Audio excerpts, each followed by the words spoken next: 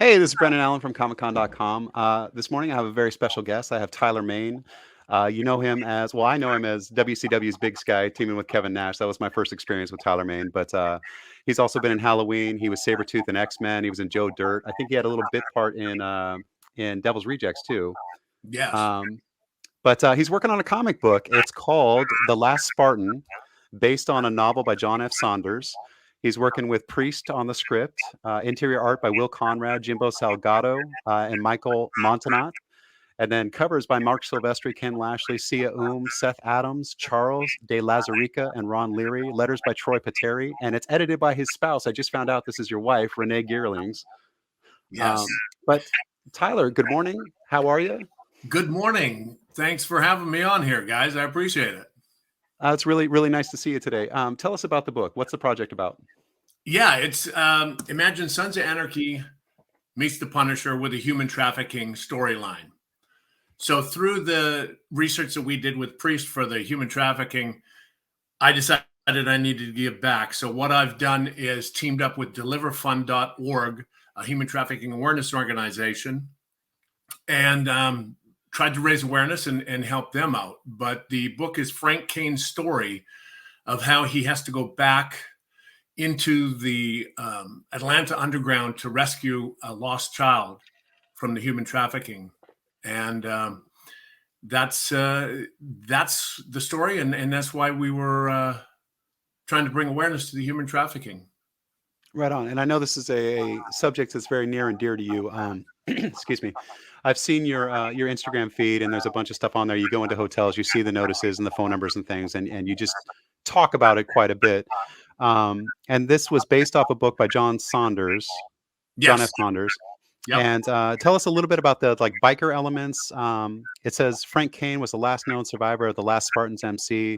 Looks like there's some supernatural and otherworldly elements here. Just what's a little bit of what's the flavor of the story a little bit? Yeah, it's about Frank Kane. He's the lone survivor of the Spartan Motorcycle Club, and he's driven by omens to help find this girl, rescue this girl from the underworld, human trafficking, and bring her back to her grandparents.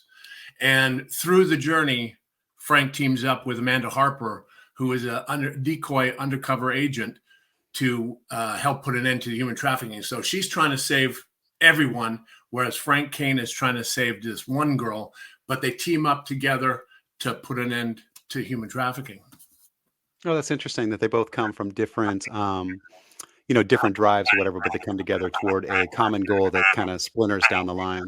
Yeah, because everybody is just drawn to that subject, and everywhere I go, every convention I go to, and I talk to people, a lot of people, it affects them in different ways. I've met a lot of people that have had instances where their loved ones have been victims of it. And it's something that we need to raise awareness for.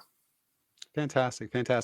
And we talked a little bit before we came on camera here. I didn't know that Renee was your wife. Yeah. What's that like at home working on a comic book project, which can get wild, and then still having to do your normal everyday things? Yeah, it can get wild. We've been working on this project for, years now. It's been several years. We originally had the novel by John, and we were trying to figure out what medium we wanted to bring it to, and talking with David Hayter and a couple other guys, they said, hey, why don't you do a graphic novel? And of course, Renee was like, oh my God, here we go. But it's been a long process, just from picking the right artists to picking everybody along the way that you want to work with. And we were lucky enough to team up with Christopher Priest, and we sat with him for months, just discussing the story, how we wanted it to go, and bringing up instances of actual human trafficking. And he was like, there's no way that could be real. And then you show an article, and he was like, wow, this is pretty intense stuff, And but luckily with Renee, she was able to call in a lot of her old associates and friends, and we've got Mark Silvestri doing a cover.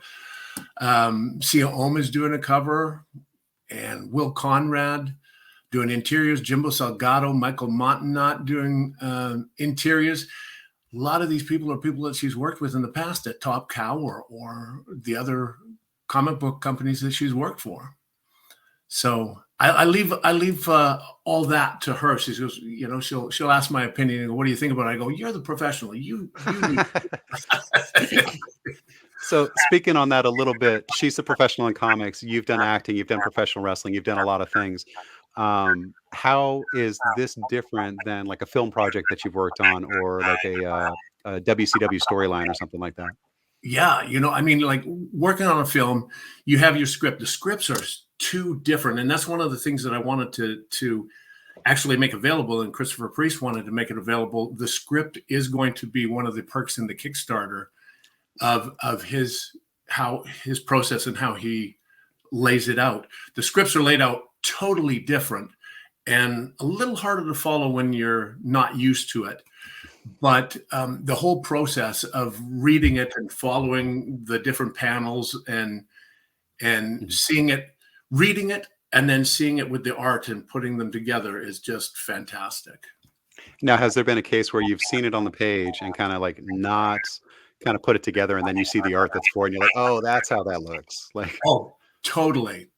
You know, and like I'd have conversations with Renee all the time. I was like, I'm concerned that this isn't going to work. She goes, just wait, let the artists do their thing, and then it comes back. Of course, the panels come back, and you're like, I get it. So, nice. But it's just watching that whole process come together is phenomenal, and it's a lot like a movie. A lot of people don't realize all that goes on behind the scenes to make a movie. It's, I'd almost say, more to make a comic book. Well, how many hours of footage do you shoot for a 5-minute scene? Oh, quite a bit.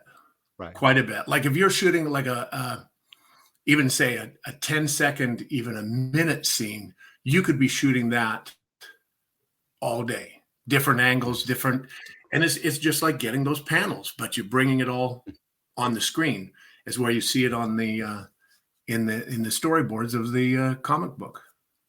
Well, I think one of the things that is really fantastic about the medium of graphic art or graphic storytelling is that there is no budget. So you want to see 15 semi trucks explode and fly across the screen and stuff like that. You don't have to worry about green screen or what the budget's going to be. You just have to make sure that you have the right artist. Exactly. You want to see those Rolls Royces and those jet planes, they can come on in. And we have some of that in ours. Nice. Yeah. And interestingly, when you said that the script would be available as a Kickstarter tier, that makes me want to buy the book. Like just that fact, because there's so many people out there that sit there and go, I want to write a comic, or I'm interested in writing comics, but I don't know how to get started. And there's really not a lot of teaching material out there. But if you can look at the book next to the script and see kind of how the process goes together, I think that's very helpful for a lot of people and very interesting to folks that just collect. Yeah, it's fantastic just seeing it. And in the beginning, I would have the script lined up with just the art without any of the finished artwork and the lettering, and just to see it come together and play out is fantastic. It's like watching a movie come to life right in front of your eyes, and then of course you've got your imagination to even carry it further. So I love it. It's a great medium. Every once in a while, a press agent or a press person from a publisher will accidentally send us the wrong copy of a comic, and it'll be a pre-lettered comic. And it's really interesting to me because when we get those, sometimes you can tell exactly what's happening and get halfway through a comic before you realize that there's no lettering in it and that you don't know what anybody said, but you know the story because the artwork is so good. Yeah. It's just, it's fantastic to watch. And I mean, like growing up, I was a tall, skinny kid, glasses, braces, slightly dyslexic. So that was my medium. You know, I would pick up a comic book and even if I wasn't reading the words, I would be able to see the story and follow along. And I guess that's how I turned out to be a visual person and getting into the acting and now making my own graphic novel. I love that you mentioned that. There's so many times that I'm talking to librarians or talking to people at my kids' school or whatever about the value of graphic storytelling, about the value of comics and graphic novels, because you've got kids that are learning English as a second language. You've got kids who have learning disabilities or, different ways of viewing the world with dyslexia or, delayed speech recognition, things like that. And when you're looking at a page, you have context clues for words that you don't know. You're seeing the stuff happen, you're watching it unfold, and it helps. Reading is reading is reading to me, and I love the educational panels when we go to conventions and things like that. But I love that you said that you had an issue with dyslexia and that graphic storytelling helped you get through that. And look at you now. Yeah. You're a household name and writing comics and starring in films and stuff. That's fantastic. Yeah. Well, and to tell you, I grew up in Canada, and back then they didn't diagnose it as dyslexia. I was just in Mhm. special reading classes. There was me and another kid, and we were looked at as the dummies, but we weren't, I mean, he went on to do TV and broadcasting too. So it's Nice. like, so who's laughing now, type of thing. Fantastic. Yeah. Fantastic. So when does the crowdfunding campaign go live? The Kickstarter is going live on October 17th. We have early bird specials for that day where you can get discounts and pick up the tiers. Like I say, we are teaming up with deliverfund.org. They have Thrivers coffee. So there's going to be a coffee and comics perk. That's my favorite perk. But because I love my coffee in the morning. And then you get the great graphic novel too. But there's so many different perks. There's perks for everybody all the way along. We have retailer tiers for the retailer out there, from just getting some books to getting it into your shop, all the way up to me doing appearances in your store with you. So Oh, physical appearances? That's pretty cool. we got a little bit of everything. Yeah. Nice, nice. Right on. Okay, so the book is The Last Spartan Red Tape. It's 144 pages, full color. It's Tyler Main, it's Christopher Priest, Will Conrad. It's a murderer's row of talent here. Jimbo Salgado, Michael Montanat, Mark Silvestri, Ken Lashley, Sia Seth Adams. I could go on and on. This list is enormous, and they're all fantastic creators. Goes live on October 17th. And it sounds like this is going to be really great. So thank you very much for your time today. Really appreciate it. Hey, thank you for having me. I appreciate it. Last Spartan Red Tape, Kickstarter. Appreciate your Fantastic. support. Thank you so much. Peace.